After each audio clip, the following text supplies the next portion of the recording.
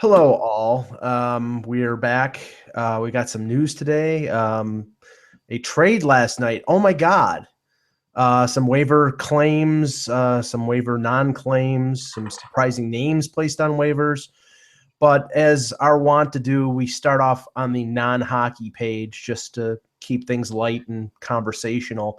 Russ, I saw a posting on your Facebook page regarding the Pete Rose ban or the lack of reinstatement. The reaffirmation of the ban. The affirmation of the ban and the lack of reinstatement. Okay, now I have to preface this.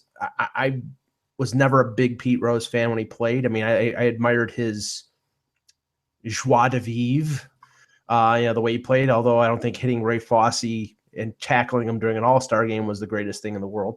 But I admired his passion for the game. But I was never a big fan of his. So when I heard the revelations, it didn't surprise me. But I'm someone like going back in history regarding like Shoeless Joe Jackson and Eddie C. Cotton, the Black Sox scandal of the early 1900s. I think Joe Jackson should be in the Hall of Fame. So for the fact of not being a hypocritical, I think that Pete Rose should be in the Hall of Fame. But I know that you differ. Okay, so here I'll start off with full disclosure. In my book, Numbers Don't Lie, a Mets book, I certainly write about the Pete Rose-Bud Harrelson fight in the '73 World Series, and I certainly hated Pete Rose as a result. If I didn't already hate him for killing Ray Fosse's career in the All-Star game. But I did admire his play. I did. And even after that fight, I said, hey, great player. He's just a stupid human being. Yes. He really is. Look, we're all flawed, whether you want to say he's got a gambling problem or not. All of that's agreeable. But the issue is he had one more chance. Because, again, Rob Manfred looks like a reasonably healthy guy that will probably live 30, 40 years. And so this is it for Pete Rose. Like, while he's alive, this was his one chance to get possible reinstatement. And when Manfred, and I watched the interview when Manfred asked him if he still gambles on baseball, he initially said no. Then Manfred said, to his credit, he came back and said yes. Now, Manfred was being nice, but that is your typical Pete Rose right there, and too little, too late. I don't know how many days passed. We have no idea how many days passed between the no and the yes. Maybe one of his advisors said, you made a big mistake here, Pete. Who knows? But at the end of the day, that's the issue, and the issue has always been Pete Rose bets on everything. Yeah. He bets on baseball. He bets on horse racing. He bets on every sport. So he would never stop betting on baseball, and as a result, can never work in baseball. Like, that's pretty obvious. Yeah, but this is the hypocritical thing. Okay. Baseball is involved. It's Buff. He's quite the jokester, and I got some audio here. Oh, okay. Baseball is involved with FanDuel, with DraftKings. It's legal. So, I mean... But it's not legal when you work for a team and bet either for or against that team. Right. That's no longer legal because the minute you walk in the dugout, there's a big sign above the dugout, right. And I've seen it, and it says you can't gamble on baseball, and then it says a few other things like, Yes, and my point of view, and we will get off of this because I'm sure I'm boring most of the people here, but back in 1919, these players were being paid $5,000-$6,000 a year. Were being sat out of games at the end of the season, so they didn't make bonuses by cheap owners who were making millions. So the justification of throwing games was understandable. It wasn't legal, it wasn't right, but it was understandable. Pete Rose has a gambling problem, just like players have drug problems, just like players have problems with steroids. If you let the steroid guys in, I think you have to let the gambling guys in before you let the steroid guys in. Well, they haven't let the steroid guys in, but I'll let you in on some things. I've talked to some people with balloting, and then there's a guy on Twitter who's showing balloting, and he's emailing people, and this is how bad some of the baseball writers are. So there's this one guy, and this started a whole Twitter firestorm, but he put in essentially Mark McGwire, who really, if you look at his numbers, is really not a Hall of Famer, even if you take the steroids out, because he couldn't drive in runs. Not enough RBIs, low average, not enough doubles, but whatever. Mark McGwire, Sammy Sosa, Ken Griffey Jr., and then there was somebody else, right? And the guy goes, well, I guess you didn't vote in Mike Piazza because of steroid suspicion, because you clearly have voted in steroid guys. What's your issue with Piazza? And he said he didn't feel like Piazza was a Hall of Fame catcher when he was covering the game. And my answer to that is the guy was an all-star almost every year. He's got the 4th highest lifetime average for catchers, and he's got the most home runs ever for a catcher. The only guys he's ahead of or behind on those lists, however you want to look at it, the home run list, the first few, they're all in the Hall of Fame. The ones he's behind on the other list, Joe Mara is not in the Hall of Fame, but the others are. So it's like, this is what you're up against with guys voting for the Hall of Fame. And I did see a writer write in Pete Rose, and I didn't kill him for it. Hey, if you want to write in Pete Rose, go ahead. I mean, the Hall of Fame's separate from Major League Baseball. Whether we agree on that or not, it's supposedly separate. Yeah, and let me just say the last thing. The statement made by Manfred, specified that the two institutions are separate. It is a complete level of hypocrisy if the Baseball Hall of Fame doesn't take that opening, that opportunity that is, I think, sort of given to them by the statement of Manfred to just hold the vote. He's not going to be reinstated. He can never manage in the league. He can never do anything involved with baseball. I agree with one commentator who said, stop trotting him out for every All-Star game and every whatever, using his fame. But that's about money. Pete wants money, exactly. and they want the money. Right, exactly. But okay, so it cuts both ways here. If you're not going to reinstate him, then don't use him to make money. But what my point is, his career as a baseball player is Hall of Fame caliber. He's the leading hitter of all time. He deserves to be in the Hall of Fame. He's a reprehensible character, but but there are reprehensible characters in halls of fame right now, namely O.J. Simpson and Ty Cobb. So are you telling me that their sins are worse than Pete Rose's? So anyway, all right, let's see if Pete has an opinion. I'm sorry, Pete. Do you have an opinion on Pete Rose? In the Hall of Fame simply for that bad reality TV show. That was enough to seal his feet for me. That and the one commercial that he did with his wife. Skechers commercial, right? Yes, I mean, don't leave your shoes in the hall. Anyway, okay, let's get started here. Peter, you lead off. Hello, Hockey World. Today is Tuesday, December 15th, 2015. Hi, I'm Peter Tessier, covering the Winnipeg Jets.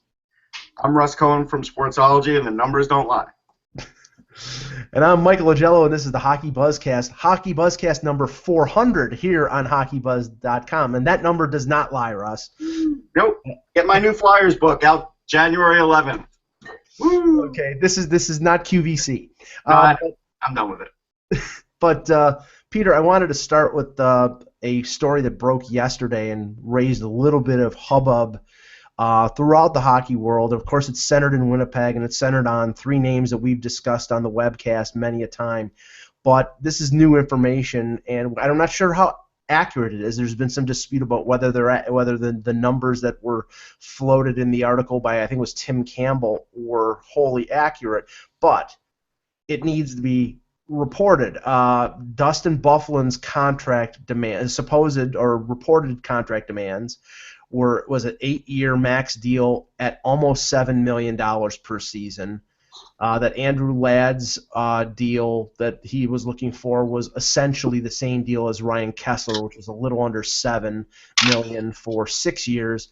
And the one that I thought, I'm not saying laughable, but the one that I thought would be the stretching the bounds of credulity was the Jacob Trouba offer, which was a max deal, him making essentially Drew Doughty money at $7 million per for 8 years. What do you know about these figures, and what do you think of this story, and what do you think of the amounts? Well, I was pretty shocked when I saw the tweet with the article yesterday, and now I don't want to say anything bad about Tim Campbell because there's nothing bad to say about him. I'm just really perplexed at the timing of all this and how this came out. And I'll go backwards before we get to the current point here. It was about 10 days ago that Elliot Friedman, who very well may now be the standing best insider in hockey, ahead of the Bob McKenzie, said Trouba's camp and the Jets have amicably agreed to not discuss contract until after the season. Right. Okay, end of story. Okay, not that that's the strategy I would go with, but that's what they said. About 10 days ago, it was revealed that Ladd's representatives had come to Winnipeg face-to-face chats, and there was no more said to that. Mm-hmm. About 2 weeks ago, someone in Winnipeg, I don't want to say Gary Lawless, but it might not have been, but I know he talked about it, but I can't remember who said the report, had been in touch with Byfuglien's representatives, and they said nothing has been talked about. Fast forward to yesterday. I'm driving into the office. I'm listening to Gary Lawless on TSN 1290 in Winnipeg. They're talking about the contracts and stuff, and Gary says, right now, as I know, the sides have said hello to each other, but each side is waiting for someone to hit a starting point of we go from here. So, if Gary had an inkling that there was a starting point about to be said, he certainly didn't mention it. Mm-hmm. And if he had no idea, how did Tim Campbell get this information is what I want to know. And I'm not saying Tim's wrong. I'm just saying I'm not sure he's entirely right. And all he quoted for his sources is league and player sources. So if it's a player source, it's an agent. And if they're not telling Friedman, why are they telling Tim Campbell in Winnipeg? And if it's league source, it's coming from a GM. And we know what the Jets are like. Even Darren Dredger makes a comment when he does his radio spots of how tight-lipped the Winnipeg Jets are. Right. And I even believe Elliot Friedman has said the same thing in his 30 Thoughts columns a couple times about how quiet it is to getting anything out of the Jets. So what did Tim get that no one else could find? And that's what I'm curious about, because I think the rumor of Andrew Ladd being Kessler money has been there since Kessler signed his deal. People made the comparisons. I think Kessler's worth more because he's a center, and you pay centers more. Mm-hmm. I think the idea of the Byfuglien dollar figure has been around for a bit too, based on just simple logic. The Trouba one is truly baffling. How could a player coming out of their entry-level contract, who's neither played for his Olympic team nor his national team, or been an all-star selection, unfortunately, his Calder consideration was ended because of an injury that year, but really probably wouldn't have been in the final mix unless something extraordinary happened. How does his agent or his representative come up with a Dion Phaneuf deal? Well, I was going to say, we're talking about things in a post-Oscar era. Yeah. I'm getting so Russ, maybe log off and log back in. Russ? I don't know if it. Oh, okay. No, it must have been Peter. But no, I mean we're talking about things in a post-Oscar Klefbom era where these young defensemen coming off their entry-level deals are getting 6-7 year extensions at over $5 million. What I think is sort of ridiculous, and don't get me wrong, I think Trouba is a fantastic young defenseman. I think he's going to be a very good player for a long time. But he doesn't have the resume of Drew Doughty, where before that, at the end of his entry-level deal, he'd played in the Olympics, correct? Yeah. Hold on. I got to clean this up a little bit. So Trouba was on the World Junior team and the Under-18 team for the U.S. He won gold with the Under-18. He won bronze with the World Junior team. And he also was the named top defenseman in 2013 in the World Juniors. Then he played for the World Championships last year, as we know. Okay, World Champ, that's right. Yeah. And so he did play for all those things, so he does have a pedigree. I'm just saying as an NHL player. So the only one I missed is the World Championships. Okay. Sorry, I was dazzled by Connor Hellebuck in those World Championships. Yes, that's fine. But he played in the World Championships as a young guy. I do know Kurt Overhart a little bit, and if he says they're not talking, they're not talking. Like, he is man of his word, right. And I do believe that. On the other front, on the Bufflin front and the Ladd front, to believe that they haven't had any discussions at all, I don't believe. And to clarify, even on the Overhart thing, it's not like they said they aren't talking. They just said they're not going to do anything until after the year. Right. That's different too. And like I said, I would hold Kurt to his word on that, and he would be good for that. But the other two, I think you put too much stock into it, Peter, in believing that they didn't even at least have a little more discussion than what's being reported. And then as far as the reporter, sometimes things do come to you as a reporter, and it's up to you whether you want to use it or not, how you get it, when you get it. Did you get a text?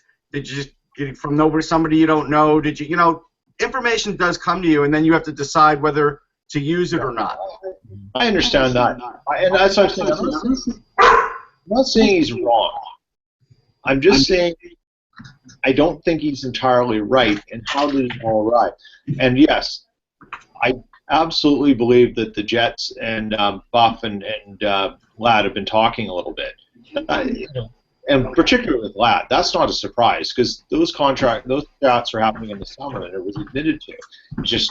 It was a little surprising, I think, to many that there was nothing really going on before the start of the season. That's when I think most people thought he's your captain. He's been your most consistent player since the Jets came here. Let's get this guy signed up. And then it sort of got quiet. There's no surprise to me that they've had chats. The Bufflin thing I do think is a little surprising, because no one's had anything to say about it in terms of talks and what it is. And I guess, Russ, what I sort of struggle with sometimes with some of our Winnipeg media here is it's a small market, and it's not the most comprehensive coverage in terms of breadth of media in terms here. It's just not that big a market for local media. When Dustin Bufflin allegedly put Evander Kane's tracksuit in the shower, I believe there were 4 people from Winnipeg, from the 2 dailies, on the road with the Jets at that point. And it was Chris Johnson out of Toronto, who was in Toronto, who got that story. Because a player probably told him. The track record for me of coming up with this stuff and getting it right isn't entirely there. And once again, you don't have to have a track record. See, that's the funny thing. Like, I get what you're saying as far as whether you believe things or not. Right. But nowadays, information comes to you in a lot of different ways. And people without track records get information. They do. And agents and general managers are floating agendas. I mean, if say it's a league source and it's a general manager, as you said, Peter, a general manager out there who has designs on Dustin Bufflin is going to say, "Oh yeah, it's an 8-year deal for $7 million per," because then Winnipeg will be of the opinion that, okay, we can't sign him for that. So that contributes to the Heat to possibly trade Bufflin before February 29th. I mean, it does other teams good to float that stuff out there to make those two sides far apart to get the momentum going. Absolutely. And that's really what the talk is around Winnipeg right now is it's not that, like I'm saying, it's not that Tim's wrong. And I have a lot of respect for Tim. I've never seen him write something that I go, man, you're like, and I don't feel that way about him now. I'm just so curious about this. It's a peculiar situation that all 3 at once. Anyhow, to get to what you just said, Mike, one of the things that's interesting is it's believed that with the Travis Hamonic situation, there were some discussions about what it would take for another player going back to be signed. Well, that would make perfectly good sense, is what you just said, about putting some pressure on Chevy to get moving. Here you go. Well, yeah, it's going to cost you $6.875 million for Dustin Bufflin, because that's what we've been told his agent, his agents have said. So that's a perfectly logical explanation as to how this stuff all of a sudden comes to the surface. I guess the point, when you take it from a local area here, fans are a little cautious because it's kind of the same playbook that happened with Michael Frolik. Lots of stuff going on, lots of talks, everything's good, we're talking, and then poof, gone. And it turns out, and I believe it was leaked by his agent, I don't know, but it was reported by 2 media outlets here, that the Jets turned down $4 million for 4 years after his initial year in Winnipeg. So at that point, fans are a little concerned now, and that's sort of really what the temperature is here. It's like, wait a sec, how does this all come together? Why are we hearing these numbers now? What's going on? I think those numbers are the starting point, but Alad's probably pretty accurate. And I think there was a report from Elliot Friedman on the radio today that said they're within $1 million, but further than $500,000 over the per year on the course of the deal. It's 6 years, but they've agreed on the term. So this is going to get done. It's just a matter of who's going to blink first and say, okay, cut the difference, make it $750, and off we go, whatever it is. The Buffalo one's interesting because I just don't know if you want Buffalo for 6 years. All right, well, here's the thing, too, also about Trouba. So, on that World Championship team, he was the youngest guy, right? Right now, in his first 160 games played, he's got 58 points. That's really good. Now, if you're wondering why Doughty money is being thrown out there, well, because Doughty would be worth more than what he signed his original deal for it anyhow. Mm-hmm. So you're partially signing for youth, but you're also partially signing for the fact that this guy, if Dustin Byfuglien wasn't there, is their best defenseman, and he's probably still their best defenseman. Right. And so I don't see where that's so outrageous. It's a starting point. It's like when you go buy a car. You're not buying that car at list price anymore. Nobody is. Right. It's not outrageous. And Peter's point is correct in the sense that, and everything that we've heard from the media in terms of this isn't going to be discussed until the off season because there's no impetus here because he's an RFA. They can match it if he gets offered an offer sheet. He's not going to free agency on July the 1st. They have time. They have time. Yeah, they have time, and he's not arbitration eligible, so that's not a consideration here. But Byfuglien and Ladd, the feet of the Winnipeg Jets are being held to the fire because they're gone July 1st, and if they pass on the opportunity to move them or sign them before February 29th, then all they're getting is a compensatory draft pick for the rights to negotiate with them before July 1st. So all right, but I don't think their feet are being held to the fire to the degree that the cap's going up like $5 million as far as we know, and at some point they're going to have to pay somebody. Right now, the Jets don't really pay anybody a big wage, and so at some point they have to do it. Everybody's been doing it. They're going to have to do it if they want to get to the next level. Well, and if you're going to do it, my feeling is they're going to do it with guys that they have brought up through their organization. And so at the end of the day, I think Byfuglien's got a better chance of staying because of that, and Ladd will probably be the one that goes. Let me ask you this, Russ. I agree with you. Like the writing was always on the wall for a franchise. Byfuglien didn't start off with these guys either, but he's been there since the start of the new Winnipeg Jets. Yeah. But the writing was always on the wall for this team when they got the Thrashers, that at some point they were going to be hit with the realities of the NHL as a market. The same realities that made them trade Teemu Selanne back in 1995 or 96. It was always coming back. They were never going to skirt the issue. Right. Now it's here. And there's a bit of a shock because it happened 3 times. But the betting point here is if you're going to bet 7-8 years at peak NHL star player salary, are you betting on 2 guys over 30, or are you betting on a guy who's 21 and that you're going to get 7 or 8 years through his prime? Right. That's the bet I make. But then Trouba's definitely getting signed. I don't think there's a chance he's not. Even if it's just for a bridge deal, he's getting signed. So see, that's what I think the compromise is here. If they want to go the bridge route and they want more proof, they can give him $4.5 million on a 2-year bridge deal, and I think he'll take it. I mean, everybody wants the long-term security, but if they want, a little bit of just a gap here to give us another good season, and after the first year of the 2-year bridge deal, we can extend you for 8 years.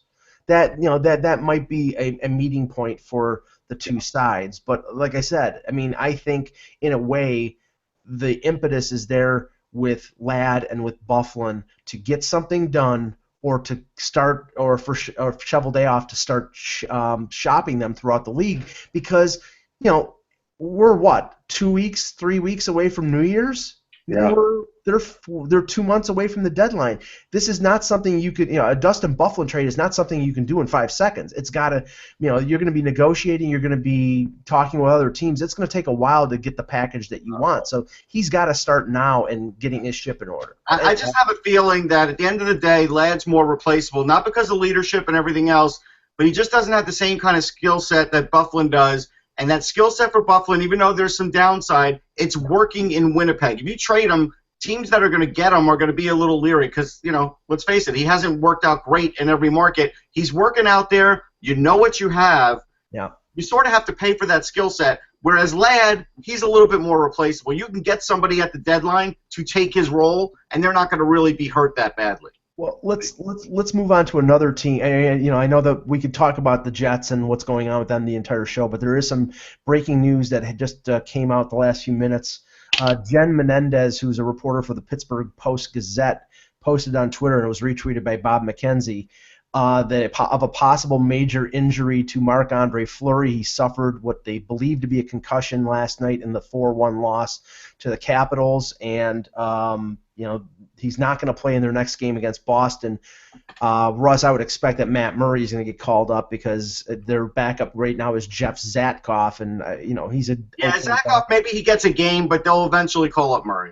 Yeah, but I mean, the Penguins right now are central to everything that's going on in the last couple days. Obviously the firing of Mike Johnston and the hiring of Mike Sullivan. They played last night, their first game after the firing. They did not play well. It was a 4-1 loss to the Caps. They played like the Penguins. Yeah, and I don't know what the coaching change, the directional change of that franchise with Sullivan, who I think is, like I said, he's from the Tortorella school. He's a defensive coach. I don't know if he's the same as Mike Johnston, but that firing and hiring of Sullivan, it was funny. They justified it as, well, Mike Sullivan knows the organization well. He's been there for 28 games. He was an assistant for Tortorella. He got hired to replace John Hines in Scranton. So 28 games of experience is more important than getting the best coach out there. And I'm not ripping Mike Sullivan, but I think the difference is, and it was very slight, but in defensive zone draws, Sullivan kept the young guys out there. He didn't try and shelter Sprong. He left Sprong out there. And so now, at least he's giving the younger players a chance. That's sort of the edict from the GM, and Sullivan's going to do that. So that's the change. But the change that's not going to matter is you can move out a little bit slower Rob Scuderi, who's better defensively than Trevor Daley, and they're still going to have the same bad defense because Trevor Daley does not play good defense. And now if you take Fleury out of the mix, who was the only thing really keeping them afloat, they're in trouble. The longer Fleury's out, the more trouble they're in. We talked about, Eck and I talked about it on the webcast yesterday, that Pittsburgh was sort of poised to make a move. Eck had heard some rumors about Cam Fowler. And, that may still happen because Cam Fowler being moved from Anaheim does make a little bit of sense with their situation. But the deal that Russ was referencing was made around the first period of last night's game. They traded Rob Scuderi, who's 36 years old, has the same length of contract as Trevor Daley. They both have another year left on their deals. The cap amounts were almost a wash, but then it came out a few minutes after that the Penguins are using 1/3 of the LTIR money for Pascal Dupuis to pay 1/3 of Scuderi's contract. So the Hawks get Scuderi at $2.25 million the next 2 years, and the Penguins get Trevor Daley at over $4 million if you combine the two amounts. I think Trevor Daley is an okay defenseman, but defensively, he scored 16 goals last year, but defensively, he's not that good. I mean, and he was allowed to roam with Dallas. Peter, what do you think of this deal? I think, and you remember Dallas last year was kind of all over the map. They looked great. We saw flashes of what they're doing this year, and then we saw flashes of being like Colorado. Right. I don't. Pittsburgh needs a change, that's for sure. And if I just don't get the risk factor with Daley. But if the idea is to start moving the puck more and get it and be faster, well, that's probably the step in the right direction. I mean, you arguably have one of the best skaters in the NHL, a franchise player in Sidney Crosby, and no one's figured out how to use him well for 5 years. It's time, and part of that is simply because the roster's changed in the wrong way. And maybe Rutherford's seen that, and he realizes, I've got to start moving the puck. This is a fast game, and he's looking at what the Stars are doing, so looking at what a few other teams are doing, and he's saying, you know what, speed kills, and we're not fast enough. I don't know. That is his thought. There's no question that's his thought process, but he's leaving out the defensive aspect of it. Yeah. Yeah, and from that point of view, it does make sense. Scuderi is, I think, at best a bottom-pairing guy now, and if you look at what the Blackhawks are doing, they're getting a bottom-pairing veteran guy like they had with Kimmo Timonen last year in between the injuries, that they had with Michael Roosevelt. He's making proportionally a good amount for a bottom pairing defenseman, $2.25 million. So you put him on the bottom pairing, get him play 15 minutes a night, you get him to penalty kill. He can do that. He just can't move anymore. He's not fast enough. Daly can move the puck. Daly can rush the puck. The problem is I think he has a limited concept of when to do it and when not to do it. And he scored 16 goals last year. But and right now Pittsburgh is in trouble on defense because Letang's out for a couple weeks. Oli Mata is their number one defenseman, and they really don't have much else. Ian Cole's okay, but they really don't have a lot of depth. Warsofsky's done a really nice job filling in. He really has, and he's become a regular for them. But it's not like he's really like a top 4 guy. He is playing that role right now because he's got offensive ability and always has, and is good on the power play. I'm happy for him.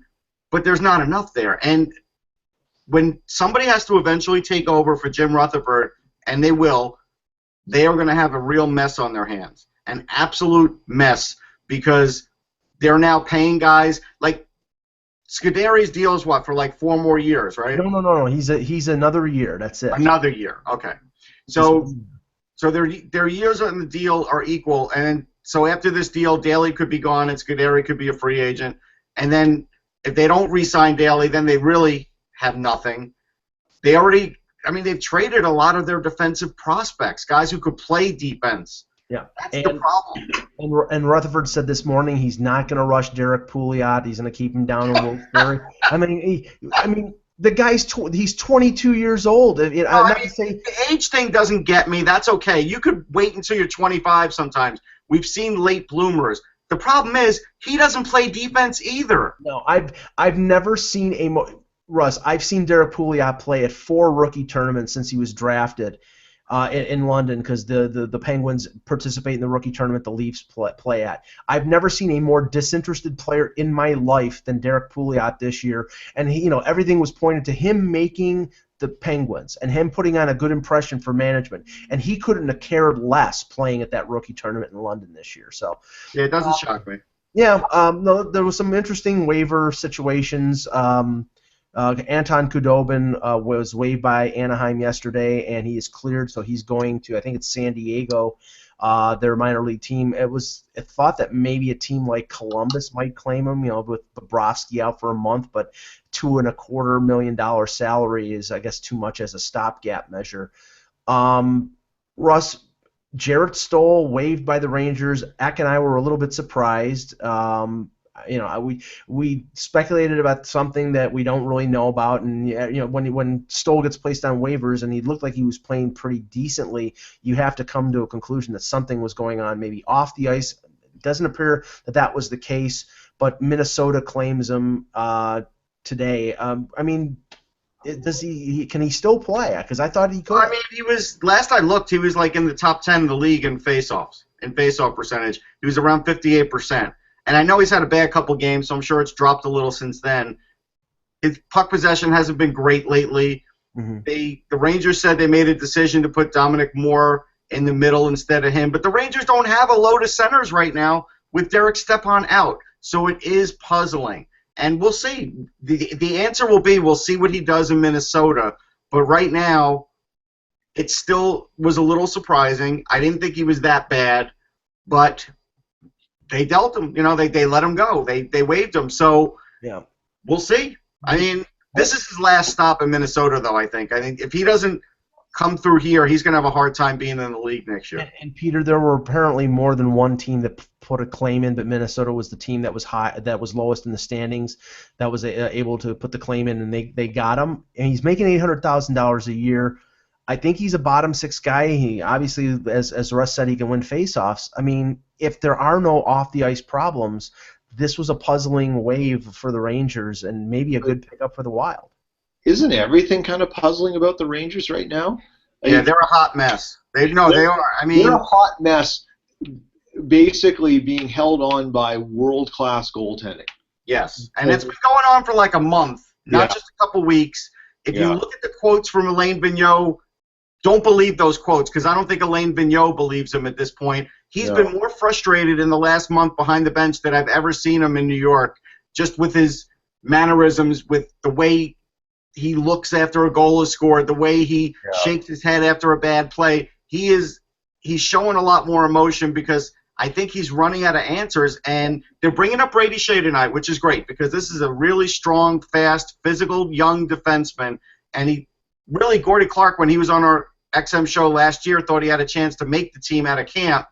Didn't make it, but that's okay. Right now he's going to get a chance.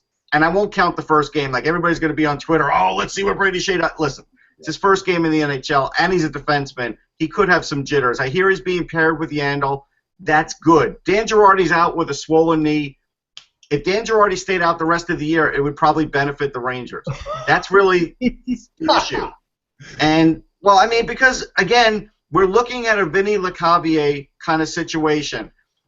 They tried to put him in a few different spots. Vigneault really was sort of reluctant to move him out of that top pairing for more than a little portion of games, and yet we had the goals that Gaudreau was scoring the other night that just showed how Dan Girardi can't skate anymore.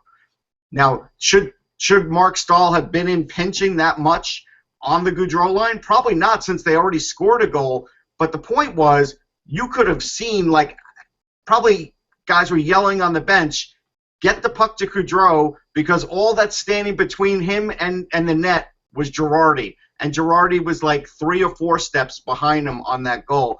And that's the problem. If I'm an opposing coach now, if it's not a home game for the Rangers, I'm matching up against that top pairing so I could spring free my fast players against Dan Girardi. It's just, that's how the league is now. The minute the mileage hits you and you can't keep up speed-wise and you don't have any other way of covering guys, shot blocking is important, but it's not the end of it's not the end-all be-all.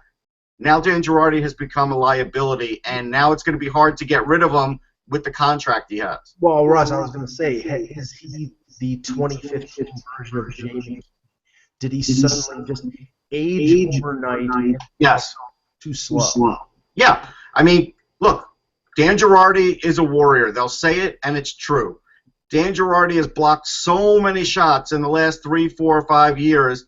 It's incredible, right? And I'm sure Henrik Lundqvist is eternally grateful. But he's a human being. And, it does seem like it's gotten the best of him. And so now it seems like the body's breaking down. Could they use Dan Girardi in a bottom pairing? Sure. And they may have to. Does that mean Dylan McIlrath moves up? I don't know. I mean, he's getting by, but I just think he's getting by. I mean, again, I kind of find it laughable when guys are on Twitter saying, McIlrath's got to shoot more. He doesn't hit the net. He shoots a couple times a game. He never hits the net. So they're getting some mileage out of McIlrath, and he hasn't been bad, right? So, but I don't think you can make him anything more than a bottom pairing guy. But the problem is, if you put McIlrath with Girardi, now you've got a speed issue out on the ice, and that's bad. So Rafael Diaz has been in Hartford all year with the hope that he can make the Rangers. Now, he looked horrible in preseason, and I didn't blame Vigneault for sending him down. But he hasn't bolted to go back to the Swiss League or overseas. He's sort of biding his time, and I think he's right in doing it. I think there's going to be a moment for Rafael Diaz this year, too, because if the Rangers can't make deals at the deadline, he might have to get in the lineup, too. Peter, going around the league here, one defenseman who might be on the market, and I know I saw a story a couple days ago. Everybody's looking for a defenseman, but in terms of being able to fit him under the cap, that's the more difficult thing. But one defenseman who is young, who doesn't have a burdensome contract, who might be on the market, is Tyson Barrie from the Avalanche, because he's an RFA. He's probably gonna expect a boatload of money that Colorado may not be willing to sign him for. To me, this is a guy that a team that thinks they're maybe one or two players away makes a move towards, because he's an offensive defenseman. He can carry the puck. I'm not putting together what team that would be. To me, maybe a Dallas, but I don't know if they could afford to sign him after this year. It's got to be somebody who's got cap room. But I mean, Tyson Barrie is a defenseman I would want on my team. Absolutely, and which makes it puzzling why Colorado would get rid of him. But then again, it's Colorado. There should be 29 teams that want Tyson Barrie on their team. It just, once again, here's the salary cap, and the salary cap is the thing that is making the NHL kind of become a little bit more like the NFL, where trades don't happen, and it becomes a little less interesting for fans. That's a whole other topic, but yeah, who wouldn't want Tyson Barrie, really? I think there are some teams that wouldn't want him. I mean, he doesn't play defense. He is good offensively. He's good on the power play. Doesn't play much defense, though. He never has. Russ, isn't that kind of what we're seeing now? And that you have your elite 10 players who can do both things, and then you have your next 10 defense who are a little more one-sided defensively or offensively, and then you have the rest of which who are kind of polarizing in their skill set. Right? I think there's some truth to that for sure. I think the problem is in the NHL, when somebody gets identified as a good offensive defenseman, then immediately the salary goes up whether they can play defense or not. And so now I think you've got a few more guys than you used to who are pretty one-dimensional but are keeping their jobs because of their offense and their game. Whereas defensive defensemen, they don't make the big money. No matter what, they're not making the big money. The all-around guys do make good money. And I do think there's a fair amount of all-around guys, but I do think there's a bunch of young ones that will come up in the league in the next couple of years that will help this situation. But right now, he's at $3.2 million.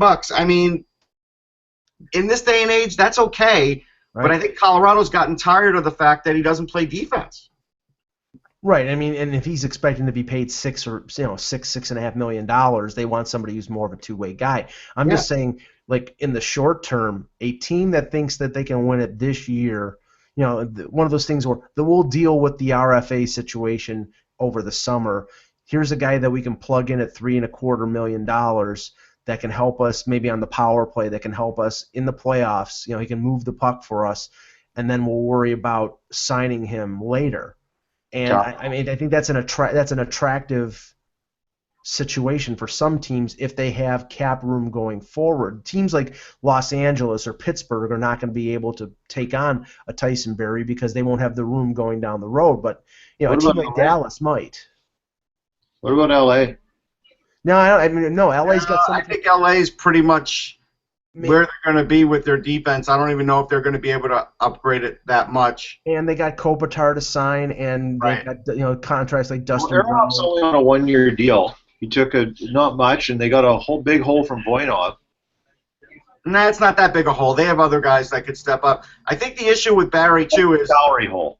No, salary hole, sure. I think the issue with Barrie is, you know what? At the end of the day, Patrick Waugh is a defensive coach, and he's going to Joe Sakic, and he's basically telling him his defense isn't good enough to warrant much of a raise. He'd probably give him some raise, but not a big raise. And so, again, even if he were to make Mark Streit money, I would put him on the same level as Mark Streit. Mark Streit had 50-something points last year, plays a little bit of defense. Nobody gave him credit for having 50-something points. Tyson Barrie, same thing. He gets those points, and he doesn't get a lot of credit because he doesn't do much else. I would even say Streit, even though he's slower, probably played a little better defense than Barrie, and that's not saying much. But Barrie's faster, so he's got that in his game. So he's going to get $5.5 million from somebody. Yeah. But I understand why Colorado's drawing the line here because I think, like Mike said, long term they're looking at their roster and they're saying, okay, look, we know we're not that deep on defense, but we still have to build the right kind of defense. And Wa's not going anywhere, whether they make the playoffs or not. He's there for 2-3 more years. They're committed to him. I'm pretty sure Joe Sakic's not firing him anytime soon. So I think he is really going to help Joe construct the roster. He has probably more input than most coaches do with the GM, if you think about it. Yeah, and another player who's along the same lines apparently is Barry, a guy who's going into an RFA year, and maybe the team that has him right now maybe won't be willing to pay him what he is looking for. Is Marcus Johansson with the Capitals? I mean, Russ, I think the Capitals are among the 2 or 3 teams that could come out of the East for the Stanley Cup Final. And, Johansson is a good second-line guy, but they got these young guys like Kuznetsov and Burakovsky coming up, and they probably think that they can adequately replace Johansson in the top 6. And I know Kuznetsov is already playing in the top 6, but maybe they think Burakovsky can. And he's making 3.75. He's probably going to be asking for over 5. They're probably not interested if they're shopping him, and I from what I've read and heard, he's quietly being shopped. Are you a little surprised at that? I am a little surprised at that. I thought Johansson had a real good coming out at last year's Winter Classic and sort of showed that he was worthy of being a second-line guy and being a power play guy and really getting points. I'm trying to look up how many points he has now because I don't have a good handle on that. But I like his skill set. I mean, he's got speed. He's a good stick handler. He's a decent two-way guy. He's got size. I mean, he's got 15 points in 28 games. He's a +9. I mean, there's a lot of teams that would want Marcus Johansson, and a lot of teams could plug him into a second-line role. So I'm not sure what the Capitals are doing here. I'll be really honest. We all thought this year, going into this year, that they're going to be a real cup-contending team, and they still might be. But are they going to really make the mistake of trading somebody with this much youth and potential to try and really win it all now? Because most of the time when those trades are made, it doesn't happen. Right. I mean, but they might be lining themselves to re-sign TJ Oshie to an extension or whatever. I mean, there's no way to know whether it's 100% true that he's going to be moved. But right. Peter, I look at the Capitals. And, I mean, the Rangers right now appear to have feet of clay. They're aging in front of our eyes. Tampa, the situation there is, they have a lot of injuries. They're not getting performances out of players they thought they were going to get out of. Montreal's had injuries as well, but, Price is coming back and Gallagher's coming back. The East looks like an open situation where a team strong enough and good enough at the right time can make a run, and I think Washington's positioned for that, but they may need that one piece, and maybe they're using Johansson as an enticement to get that one piece. I think if I'm the Capitals, I'm definitely taking that approach. I mean, they're always they're always the bride, never the brides, or always the bridesmaid, never the bride, right? So with the way the East is shaping up this year, I think it's as good a reason as any for them to take a bigger risk, not like a Martin Erat risk, but a bigger risk and a better one to try and do that. Absolutely, Johansson. There's going to be a team that will bite on that. Well, Why not?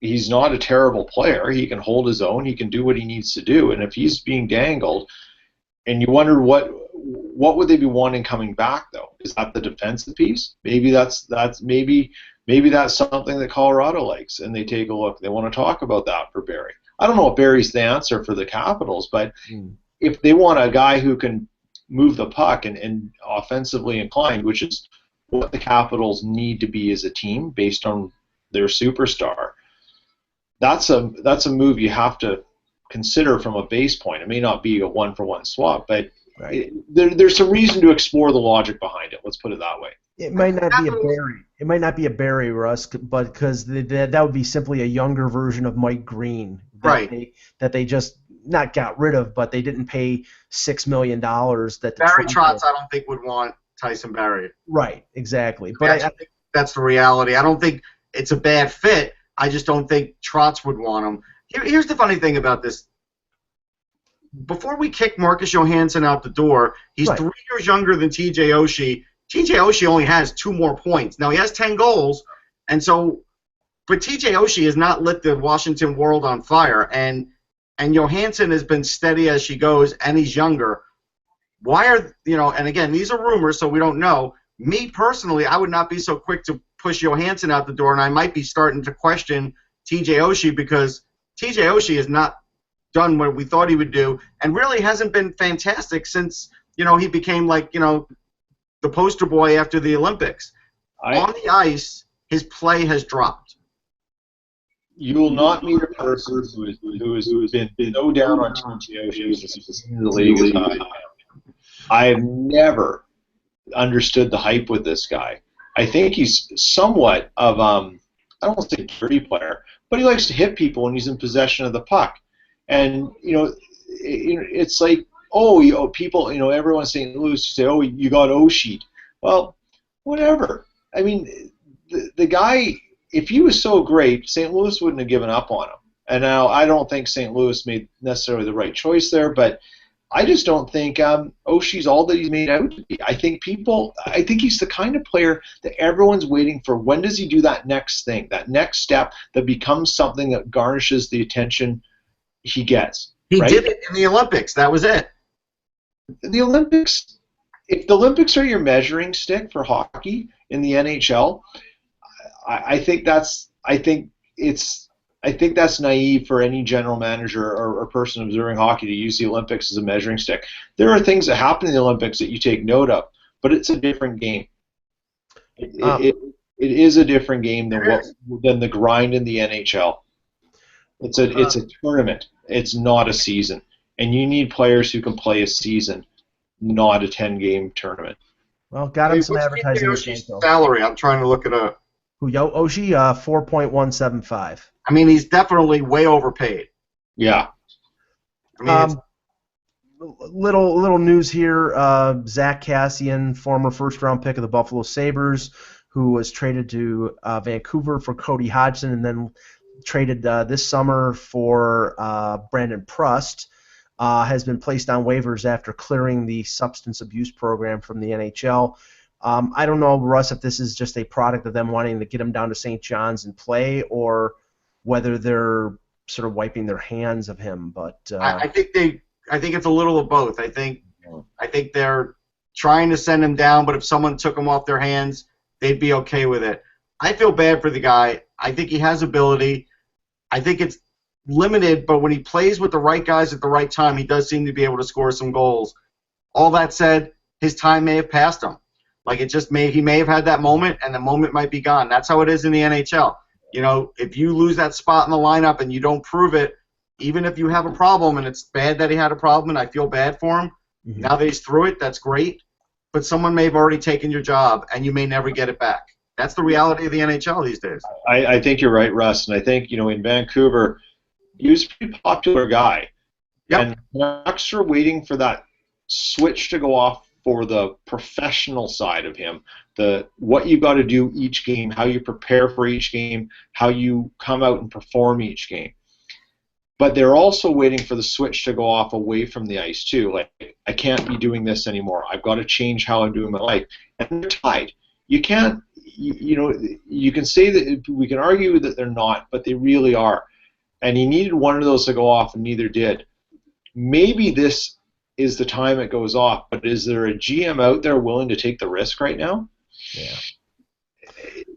With all the stuff that's happened in the NHL this offseason and in previous years with players, rumor, substance abuse, now that being a big one, they want to test for cocaine, they want to have these things. Kassian is also just the victim of this happened at a really bad time. Yeah, if this were the 80s, he'd be playing over and over and over again. Exactly. That's true. The issue now is... years ago, he got another chance. Right. Because now, of the cap. Yeah. Because of the cap the way it is, teams don't want to take that many chances. and it's unfortunate. But like second and third chances don't come around very often. You have to be a really great player for teams to be willing to do that. An update here, then a couple more things. An update again from Jen Menendez, the Pittsburgh reporter. Marc-Andre Fleury will miss at least 1 to 2 weeks with a concussion. So if it's that's not terrible. And it probably gives Matt Murray a chance at some NHL action during the holidays. If it's longer than that, I mean, Fleury has played really well, so you can't really pin the sufferings of the Penguins on Marc-Andre Fleury. No. You know, Tristan Jarry's got a .934 save percentage. Let's not automatically give this to Murray because Jarry's also got a great pedigree, great junior hockey player. Mm-hmm. They have some options. Luckily for the Penguins, that is the last bastion for them in their minor league system is they happen to have goaltending. But if they start trading that, watch out. They might. Peter, the Edmonton Oilers, 6 wins in a row. Wow. Every now and then a blind squirrel finds a nut. I used that yesterday on my XM show when we taped for it. That's funny.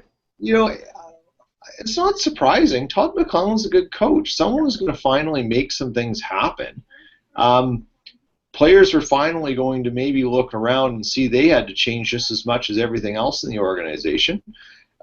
Good for them. I mean, the law of averages says they couldn't be Cleveland terrible forever, right? Like, right. No, actually, Cleveland. Let's go 76ers terrible. Oh, 70. Okay, there you go. So you know, it's that's good. I mean, I think everyone's waiting for this to happen. I think if you talk to the NHL, they love the fact that the Oilers are starting to get better because they want more from a team like that helps them because more people buying stuff and more people interested in them and more money. And less of a chance of them winning the lottery. But less of a chance of winning the lottery. Bingo. So, well, I mean, I just opened up here. This is funny, Peter. You'll like this. I literally just opened this up yesterday. It's the Connor McDavid collection. And the way they're playing now, they may not have the Austin Matthews collection, but if they start to drop, then next year they might have the Austin Matthews collection. And so I get what you're saying. Yeah. It's good. I mean, I'm sort of happy for the Oilers, happy for the fans. It's a good thing. How they're doing it, it's a little of every way, right? Like it's not anything one particular thing that's changed. They're scoring, and Talbot stood out last night from what I saw, though. He finally and they get some goaltending. Yeah, and they're playing a little bit better defense. Yeah, and Eberle has really picked it up of late. Yes. And I think bringing in Nielsen has sparked Talbot to a degree too. Yeah. Because he lost playing time because of that. I don't think Talbot has played in like a month. I think. Well, he played yesterday, and that's what I'm saying. I don't know. Up until yesterday. I think the urgency has hit Cam Talbot. Like, hey, I could lose my job here. Yeah.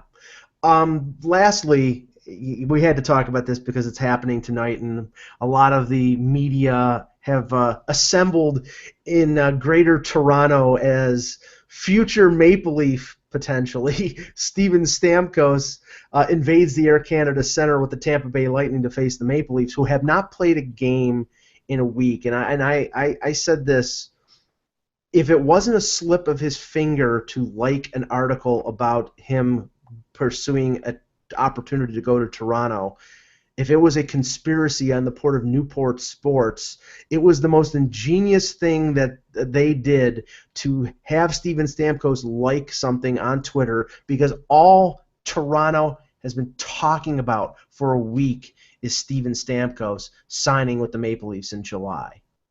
Well, I will tell you this. I think Steve Yzerman really put down the hammer yesterday by saying, don't expect a big deal, guys, because they're really hard to make, and I like my roster. And so, like, if you want to look past that, that's basically telling me that don't count don't count Stamkos as being out the door yet. And I think that's his message. And I think he's right, because at the end of the day, there's all this that's being created, right? But he made his big splash last year. They went and got Callahan. They re-signed Callahan. That worked out for him. They've got all the pieces. They're just waiting for him to play better. Right. They gave Cooper a new deal. It's going to happen for him. and I think the Stamkos signing will happen too, and I think this is all just fodder. Well, and it may very well be, but Peter, I think Yzerman sort of misses the point here. There's not going to be a trade because Steven Stamkos may not want to trade. He's got a no-move clause. So, Steve Yzerman may be saying, well, we're not going to make a trade. Well, you're not going to make a trade because Steven Stamkos may not want to be traded. He may, remember, Newport Sports represents Steven Stamkos. Newport Sports represented Brad Richards. Brad Richards would not agree to a trade from the Dallas Stars before he went free agent, and they had that show in Toronto with all the teams going there. I don't think Steven Stamkos wants to go anywhere via trade. I think he wants to play, finish out the year with Tampa Bay, hopefully win a Stanley Cup, and then maybe he resigns, and then if not, maybe he resigns someplace else that wears blue and white. Well, yeah, I think so, but I also think here's the thing. If Steven Stamkos wants to go to Toronto, that's fine. But if he wants to win a Stanley Cup, is Toronto the best bet? So he may take a trade. He just has to see what Tampa's doing by the beginning of February. So essentially, Steve Yzerman's got 6 weeks to figure this out, find out if his team's going to play. Maybe he's got to add a guy, although they're in cap purgatory in terms of space. But maybe he's got to do something to switch it up a little bit and get the team going. Because right now, any team that can get hot in the East has a fairly good shot of getting far. And the Tampa Bay Lightning were a Stanley Cup finalists last year. Why wouldn't they be able to sort of get that mix back together and everything? So if that's the case, Stamkos may very well say, no, I don't want to be moved. But if it doesn't happen, and we all know it gets a lot easier to trade the closer you get to February 28th, or what is it, February 28th this year? 29th. Yeah. 29th this year, right? It gets a lot closer. So Yzerman may be able to trade him, and Stamkos may be totally amicable to doing that because he realizes there's an option to get a shot at winning the Cup, just like, sort of a Marian Hossa type thing, and he goes and takes it knowing that he's got his pick of 10, 15 teams in the offseason once they get their caps in order. Why not take a shot if you're Steven? Yeah, but I think that's only I think that's only going to happen if Tampa bottoms out. Yeah. That. You're right, Russ. Only if Tampa bottoms out. Because there's only a few teams that have as good a chance as Tampa of actually winning the Cup, and Yzerman doesn't have to trade Stamkos, right? He could go through the whole season, see where he stands before the draft, and then he could always trade his rights at the draft. So it's not like he has to trade him. He doesn't have to. But you're not going to. That's what Yzerman's telling you. I don't have to deal this guy, and probably won't. Yeah. But the problem with the draft now is you don't trade a UFA at the draft because you already have the courting period for 5 days before you do. The guys' rights get traded. They happen every year. That hasn't happened since the courting period. Say that again? That hasn't happened since the courting period was allowed. So didn't Soderbergh get traded by Boston to Colorado? Yeah. So I think it still can happen. It still happens. It can happen, but it still happens. But then to your point, Peter, about the Leafs, if we're talking 12 months ago, you're dead on 100% right. The Leafs are a joke. They finished out of the playoffs 9 of 10 years. There's the organization is in chaos. I think there would have been little or no chance that Stamkos would go. I'm not overestimating the effect of Mike Babcock or of Lou Lamoriello or of the new direction. But the organization has a number of young prospects. They're on the right track. I think they're 2 or 3 years away from being a team that can make the playoffs and maybe go further from there. We'll see. But what Toronto offers to Stamkos is, I think, more than likely he's going to play center. Yes. He's going to be the central figure on that franchise. The Leafs I think will be motivated by the fact that next year is the 100th anniversary of the franchise. There's going to be a number of changes with the All-Star Game, the Winter Classic, the draft, all these things, and new logo, uniforms, and a new logo, and if you can bring in a superstar player, that so much the better. I think the Leafs should go with the ball and chain mixed into that logo. I think it would be nice. Thank you very much. What I think is going to happen even if they don't get Stamkos, what I think they are going to do is position themselves positively by the deadline to make it more probable that they can bring in a Stamkos for a $10 or $10.5 million salary, they're going to try and maybe succeed to trade guys like Phaneuf, maybe trade or buy out Lupul over the summer. They will carve out more cap space to be able to bring in Stamkos and not abandon the rebuild, because if you bring in Stamkos, all he's doing, his big salary is going to replace Kessel's salary. All right, let me ask you this. Yeah. I have a scenario for you. At the draft, Stamkos is still on Tampa, but Tampa's unsure. Mm-hmm. If Tampa trades his rights to the Leafs, would the Leafs give them Phaneuf? Yes, I think they would. And you know what? And for Tampa, that might be palatable with Braden Coburn leaving. Yeah. So Yeah, that's interesting. I hadn't thought about that. Or a Kadri. right, but I think they'd be looking more in the Phaneuf category. I do. Yeah. No, and I don't know if Phaneuf has Tampa on his no trade list because he has a limited no trade. That could complicate things. But no, I don't think that.